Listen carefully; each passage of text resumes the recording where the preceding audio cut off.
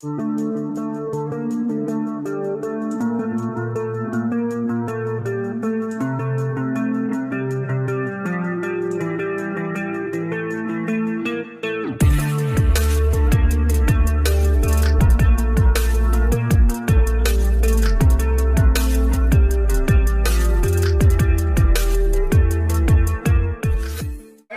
যেটা আসছে sir technical achiever, গুরুদেব, গুরুজি, অনেকে আদর করে গুরুজি বলেন। আমি টেকনিক্যাল অ্যাচিভারদেরকে একবার মঞ্চে ডাকবো। তো স্যার আমি প্রথমে ডাকবো স্যার টেকনিক্যাল অ্যাচিভার, মানে মিনিমাম বিজনেস দরকার 5 লাখ দুদিকে মিনিমাম দরকার, একদিকেই যত হোক, বি সাইডে ওনার 5 লাখ থাকতেই হবে। উনি হচ্ছেন পার, এবং যাদের বিজনেস মিনিমাম বি সাইডের business 10 lakh, total business 22 lakh, তারা হচ্ছে স্টার পাওয়ার 20 লাখ, স্টার পাওয়ার। তো আমি সমস্ত টেকনিক্যাল অ্যাচিভার, আপনাদেরই গুরুদেব, ওনারা ঘন্টার পর ঘন্টা প্রোগ্রাম করেন, রাত দিন পরিশ্রম করেন। শুধু একটা এলাকায় বিজনেস নয়, ওনাদের অনেক এলাকায় বিজনেস। ওনাদের কোনো সময় কোনো ব্যাপার নয়। রাত 12টার সময় দেখবেন আপনি যখন নিশ্চিন্তে ঘুমাচ্ছেন, উনি তখন কোথাও না কোথাও কাউন্সিলিং করছেন। দুপুরবেলা অর্ধেক দিন ওনাদের খাবার, বাড়ির খাবার জোটে না। যার যত বড় প্রিন্ট সে তত বড় ত্যাগী। তো আমি সমস্ত টেকনিক্যাল অ্যাচিভারদেরকে, অর্থাৎ পার এবং স্টার পালদেরকে মঞ্চে আহ্বান জানাচ্ছি স্যার, যোগার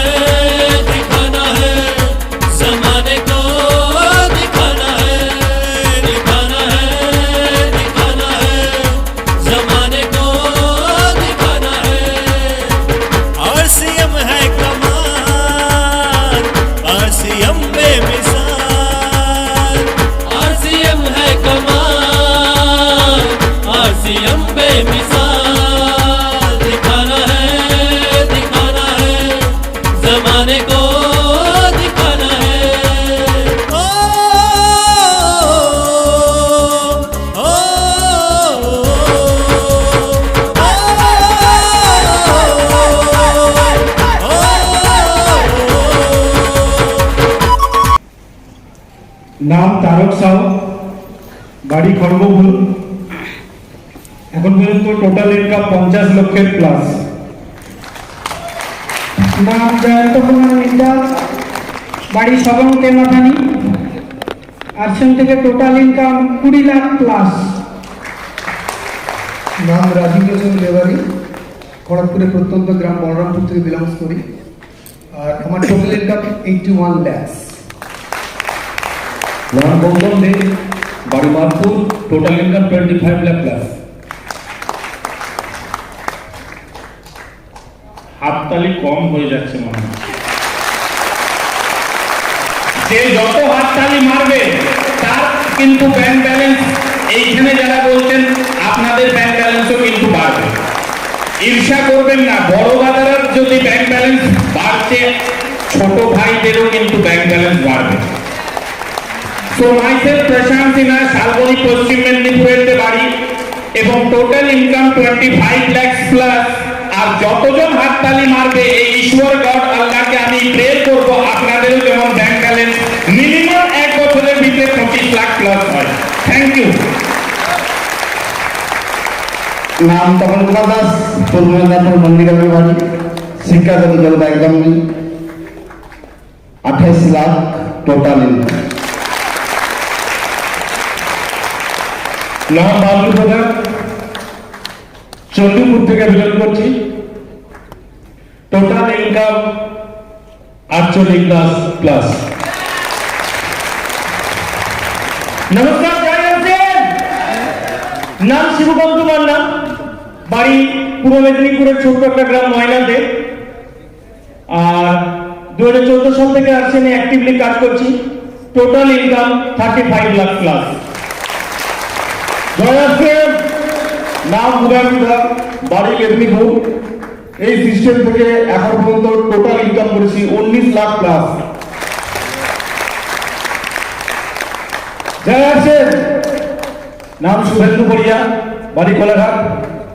এই বিজনেস থেকে total income 30 lakh plus. Chittaranjan Samanta তমিও, 2014 সাল থেকে এখন পর্যন্ত আমার টোটাল ইনকাম 31 লাখ। নাম মুক্তিবাদা মেলা, চণ্ডীপুর থেকে বিলং করছি। Total income 52 lakh plus. জয় আছেন। নাম অবনী কুমার প্রধান, বিলম্বরী Ramnagar Digha. Total income 36 lakh plus. জয় জয় আছেন। নাম গণেশ পাত্র, বাড়ি দক্ষিণ সাগর, পূর্ব মেদিনীপুর। আগে রাজমিস্ত্রিতে কাজ করতাম। Total income 35 lakh plus. নমস্কার, নাম ক্ষুদিরাম মান্না, বাড়ি হিজলবেরিয়া। টোটাল ইনকাম ঠিক বলতে পারছি না, হিসাব করা নেই, তবে এক মাসের হাইট ইনকাম 48,900 টাকা। নমস্কার। ইনারা থাকবেন, তালি টালি যা কিছু একবারে দিয়ে নেন এবারে। আর ওনারা যারা এসেছেন 3 তলার উপরে জায়গা পুরো খালি আছে, আপনারা ওখানে ঘোরাফেরা না করে উপরে চলে আসেন। 3 তলার উপরে জায়গা খালি আছে। আচ্ছা, যাই হোক, ইনারা প্রত্যেকেই টেকনিক্যাল অ্যাচিভার। ইনাদের মিটিং সেমিনার সবকিছু ইনারা হয়।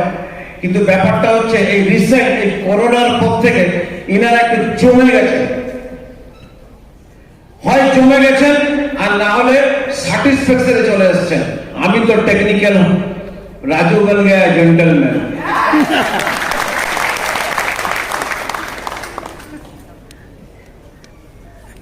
তো সেই জন্য আপনি বলেন, এটা গ্যারান্টি ইনারা যখন জয়েন করেন, ইনাদের যখন রয়্যালটি হয়নি, তখন যে পরিশ্রম করতেন, যে উৎসাহ ছিল, এখন একটু কমে গেছে।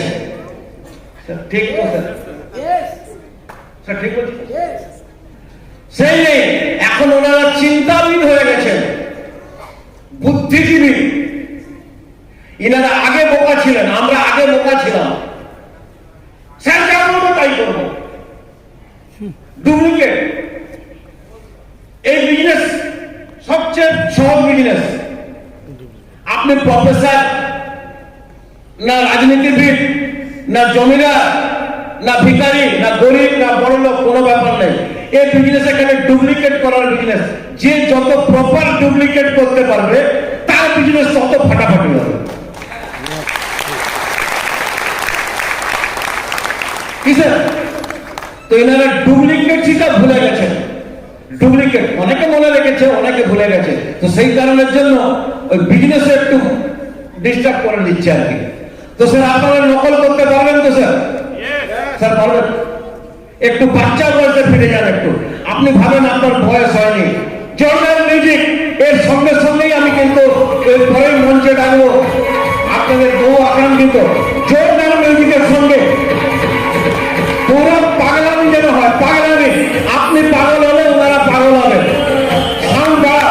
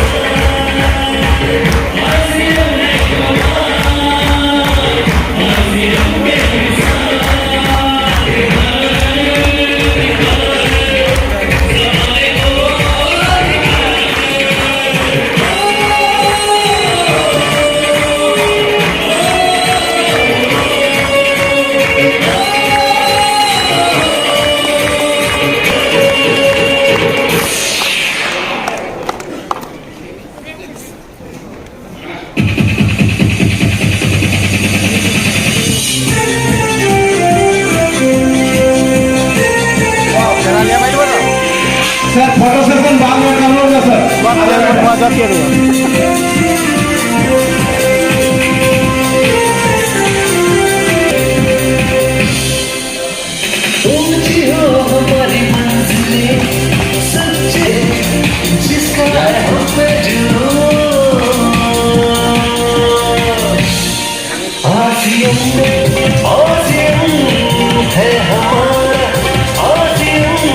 ज्यादा होता है जो प्रेशर के थ्रू यहाँ पे आए हुए होते हैं, क्योंकि मैं भी इस बिजनेस में जब पहली बार आया था एक प्रोग्राम में तो प्रेशर के थ्रू ही आया था, आराम आराम से नहीं आया था।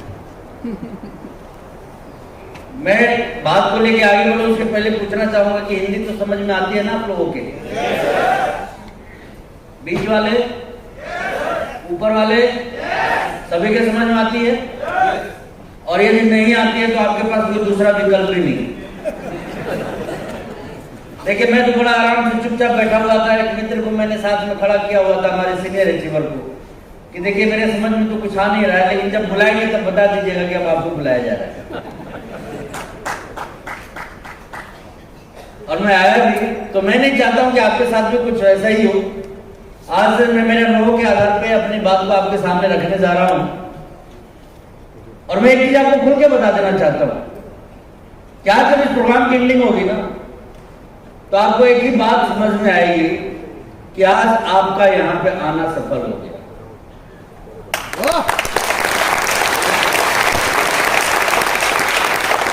तो मेरा निवेदन है आप सभी लोगों से कि सिर्फ कुर्सी पे बैठे नहीं रहना है यहाँ पे।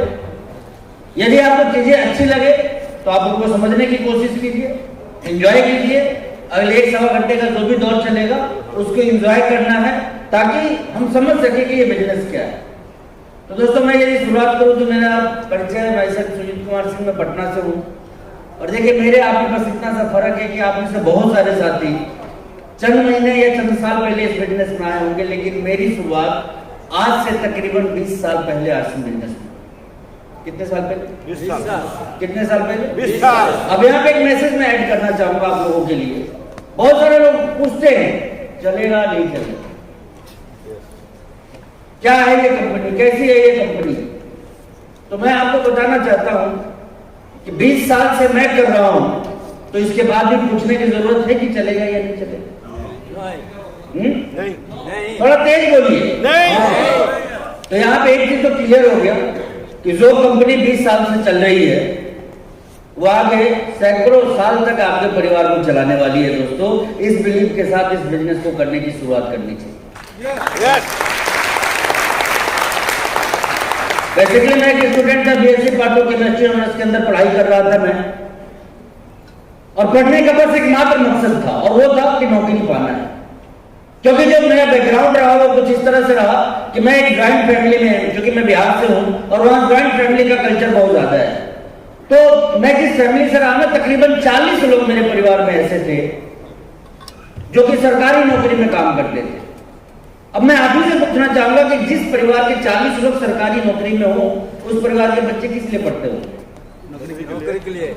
नौकरी के लिए, किस चीज के लिए? नौकरी के लिए। ऑब्वियसली मैं भी पढ़ाई कर रहा था, नौकरी के लिए कर रहा था, तभी लाइफ ने एक यूटर्न लिया। यूटर्न क्या लिया कि आपकी तरह ही मुझे भी मौका मिला आरसीएम के प्रोग्राम में बैठने का। हाँ, ये अलग बात है कि प्रेशर के थ्रू मैं उस प्रोग्राम में आया हुआ था और शुरुआत में मुझे कुछ भी समझ में नहीं आया, लेकिन धीरे धीरे जब प्रोग्राम कहते हैं ना कि अपने स्वभाव पे बढ़ता है तो फिर बहुत सारी चीजें समझ में आने लग जाती है। और कब उस हॉल के अंदर अगले कुछ मिनट में ये बिजनेस मेरे अंदर आ गया मुझे पता नहीं चला। कुर्सी पे बैठे बैठे जिस बिजनेस के विषय में मैं सुनना नहीं चाहता था उस बिजनेस के विषय में निर्णय ले चुका था कि अब लाइफ में कुछ करना है तो आरसीएम को ही करना है, दूसरा कुछ भी नहीं करना। और दोस्तों, वो दिन और आज का दिन कभी भी पीछे मुड़ के देखा नहीं। अब मैं बात करूंगा इस बिजनेस की कि क्या है ये बिजनेस, कैसे आपके जीवन में ये बिजनेस फर्क डाल सकता है और क्यों आपको इस बिजनेस को करना चाहिए। ये सारे मुद्दे पे मैं बहुत सारी बातें आपसे करने वाला हूं, लेकिन